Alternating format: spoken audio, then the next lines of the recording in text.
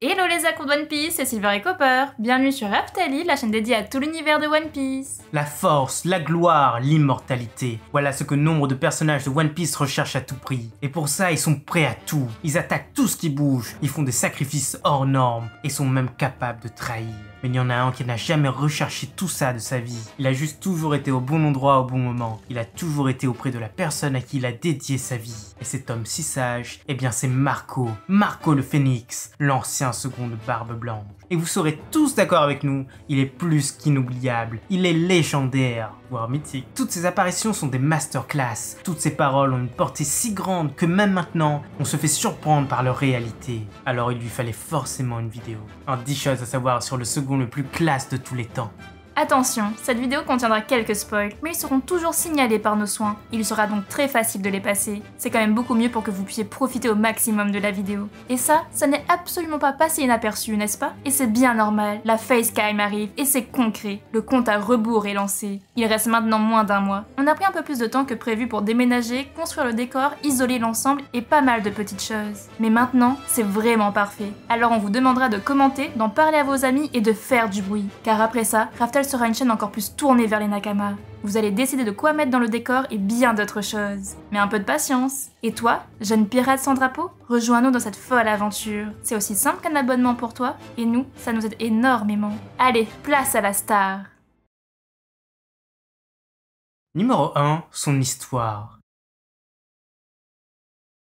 Ah, Marco. Cet homme a sans doute vécu 1000 vies en une. Tellement d'aventures incroyables qu'on aurait envie de s'asseoir autour d'un verre avec lui et d'écouter tout ce qu'il a raconté. Mais bon, il faudra se contenter de nous. Marco est né sur Grand Line il y a 45 ans de cela. Malheureusement, on ne sait pas grand chose sur son enfance. Oda n'a pas encore cru bon de la décrire, mais deux infos ont filtré. Tout d'abord cette image de lui en train de dessiner, car depuis sa plus tendre enfance, cet orphelin avait développé une passion pour la cartographie et la navigation. Et la seconde chose, c'est qu'il était déjà très intelligent, ce qui l'aida à se faire rapidement un nom. Par la suite, il a fait la rencontre qui allait changer toute sa vie, celle de Barbe Blanche, celui qui allait devenir son père. Il fut l'un des premiers de cet équipage, mais il fut accepté en tant que mousse, il était très jeune à l'époque. Et l'une de leurs premières aventures, c'était le naufrage sur l'île des Wa. Et comme tous les autres, il sera témoin de la bataille entre Oden et leur père. Il verra tous les efforts que le samouraï fera pour intégrer l'équipage, et il sera le premier à l'encourager, à vouloir à tout prix qu'il devienne un membre de la famille, le frère de Barbe Blanche. Après que ce fut fait, il vivra une vie d'aventure, riant avec Oden et les autres à chaque fête, s'émerveillant à chaque découverte, se battant avec les plus puissants de ce monde, car c'était ça, l'équipage de Barbe Blanche. Hélas, Oden était parti avec Roger, le grand rival de Barbe Blanche. Il ne revint jamais. Après être rentré dans son pays, il fut tué par Kaido. De rage, l'équipage voulut le venger, mais c'était bien trop risqué. Il y aurait eu trop de morts pour si peu de satisfaction. Durant des années, ils ruminèrent cette histoire, la ressortant de temps à autre, échafaudant des plans. Mais rien n'y fait, il devait vivre avec ça, avec cette tristesse. Et un beau jour, tout changea. Un jeune homme avait essayé de défier Barbe Blanche, mais forcément, il s'était fait battre à plate couture.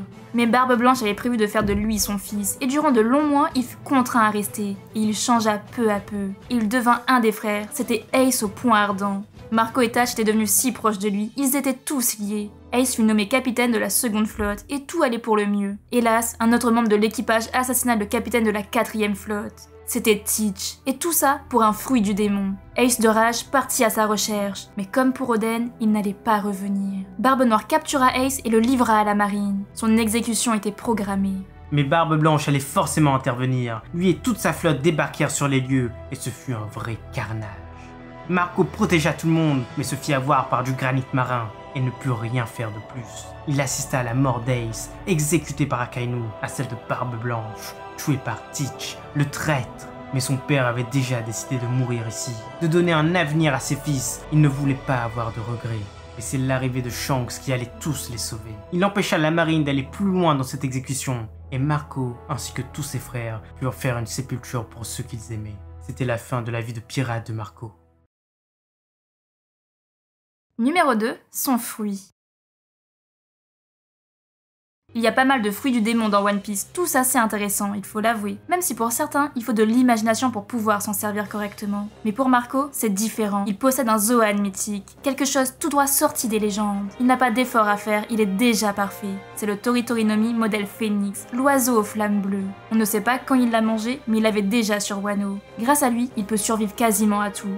Dans son combat contre Kizaru, ce dernier lance que ce fruit, c'est de la régénération instantanée. En gros, à chaque coup, il est blessé, il souffre, il saigne, mais il se soigne instantanément. Il n'y a vraiment pas mieux sur le marché, c'est certain. Et là, petit spoil, donc passez à la section suivante si vous n'êtes pas à jour sur les scans. À Onigashima, il se fait boxer par les deux calamités, et on le voit lutter.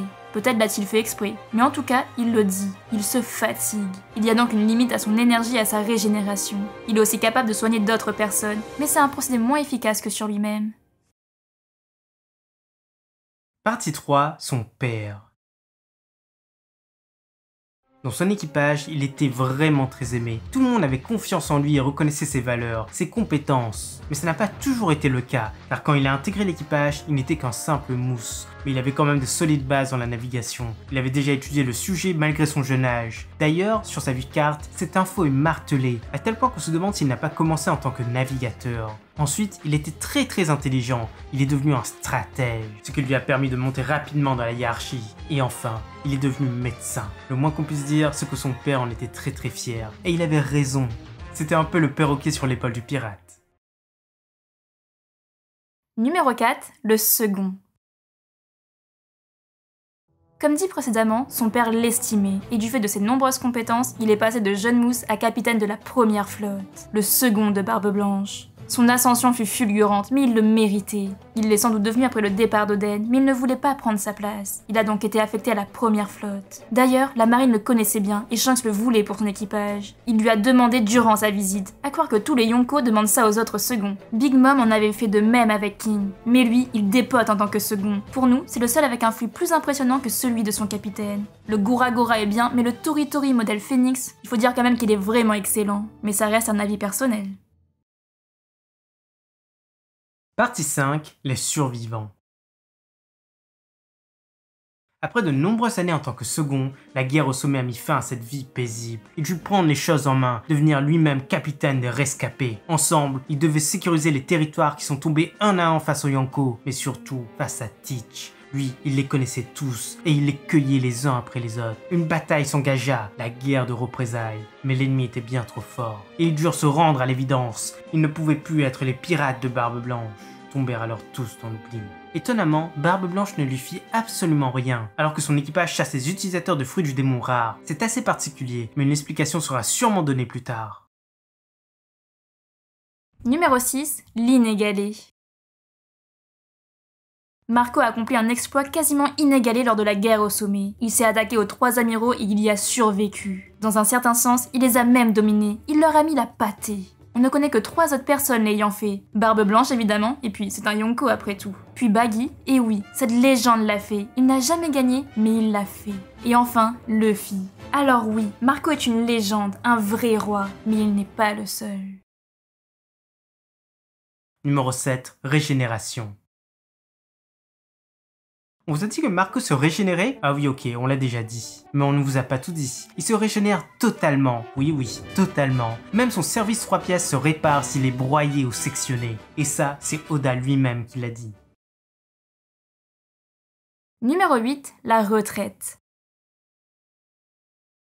Après les événements de la guerre de représailles, Marco a décidé de vivre une vie paisible. Une vraie retraite en tant que médecin sur l'île natale de Barbe Blanche. Il savait que son père aimait cet endroit, qu'il gardait tout son argent pour les lui envoyer. Alors il trouvait ça absolument normal. Qui plus est, il y avait une autre menace qui planait sur les lieux. Un Shichibukai voulait détruire tout ce qui était lié à Barbe Blanche. Et cette menace, c'est son fils autoproclamé, Edward Weibel. Selon la marine, il a la puissance du jeune Barbe Blanche. Alors Marco reste en veillant. Enfin, il est quand même allé à Wano pour aider Luffy. Comme les Shichibukai sont tombés, est-ce que cela veut dire que Weibel a été capturé? Il n'y aurait donc plus de menace. Ça en tout cas, c'est l'avenir qui nous le dira.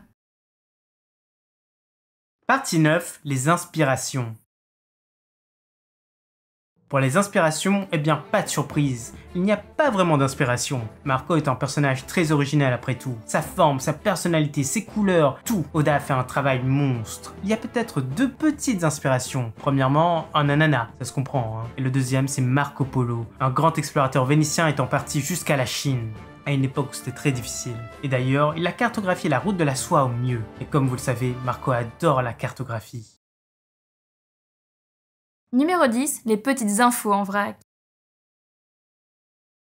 Et enfin, voici ce que tout le monde attend, les petites infos quasi inutiles sur le personnage. Il est né le 5 octobre comme Dragon et Von augure. N'y voyez pas là de signe. Il n'a pas encore de nom de famille comme Jaws. S'il était un animal, eh bien il serait un phénix, facile quand même. Sa passion dans la vie, c'est de collectionner des sous-verts. Ça, c'est vraiment pas banal. Et enfin, il déteste les haricots, mais il adore par-dessus tout les ananas. Voilà, c'est déjà la fin de cette vidéo. On espère que ça vous a plu. Et surtout, laissez-nous votre avis en commentaire. C'était Silver et Copper pour After Lille. À bientôt les accros de One Piece.